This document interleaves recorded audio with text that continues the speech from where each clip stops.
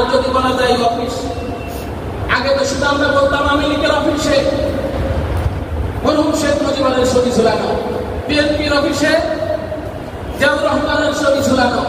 এখন তো আফসোসের সাথে বলতে হয় ইসলামিক দলগুলো যারা রাজনীতিতে জড়িত আছে তাদের অফিস, সেটা হোক ইসলামী আন্দোলন, সেটা হোক বাংলাদেশ জামাতে ইসলামী, সেটা হোক খেলাফতে মজলিস বা বাংলাদেশ খেলাফত, কোন অফিসে সেটা রাজনীতি হোক, ইসলামিক হোক অইসলামিক হোক, তাদের অফিসে যদি তাদের প্রধানের ছবি ঝুলানো থাকে, খোদার কসম সেই অফিসে রহমতের ফেরেশতা প্রবেশ করতে পারে।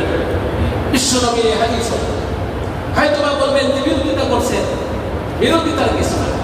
অসৎ কাজের আদেশ করতে হবে, মুখের দ্বারা যতটুকু বলা যায় এই আওয়াজ শুনে যদি কেউ অফিস থেকে যদি কোনো আমিরের কোনো দল প্রধানের ছবিকে ছিলে ফেলে অবশ্যই বুঝতে হবে একটু উপকার হয়েছে।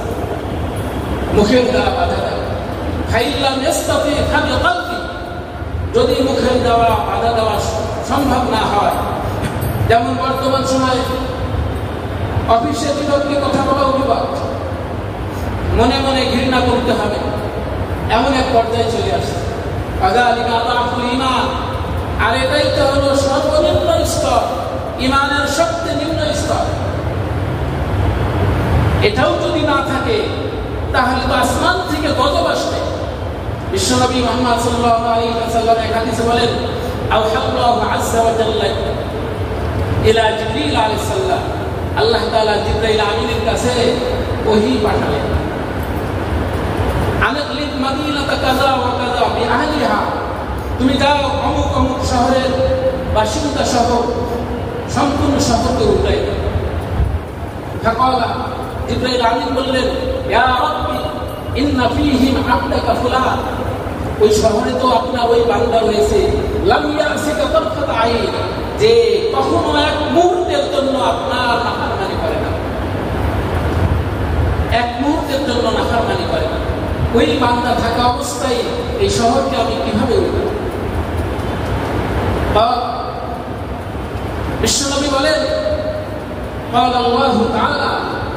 আল্লাহ তাআলা জিবরাইল আমিনকে বললেন, ইকলিবহা আলাইহি ওয়া আলাইহি, ওই শহরকে তার উপরে এবং তার বসতি সকলের উপরে উঠাই দাও। ফাইন্না ওয়াজহাকা লাম ইয়াতাওয়াজ্জাহ ফি আসাতাল ফাত, কারণ সে অন্যায় সে দেখছে, যে কেমন নিজে করছে অন্যায়, দেখার পরে এক সেকেন্ডের জন্য সে মুখ ফিরে তাকায় না। তার অন্তরে যে এই কাজটা অন্যায় কাজ, এতে ঘৃণা আসবে, সেই ঘৃণা পর্যন্ত তার অন্তরে না, তাকে সব উল্টাই দেয়। অসৎ কাজের বাধা যদি আমরা না দিই, যারা অন্যায় করছে শুধু তারা বিপদে পড়বে না, যারা সেখানে আছে বাধা দিচ্ছে না তারাও বিপদে জড়িত হবে। এজন্য অসৎ কাজে বাধা দেওয়া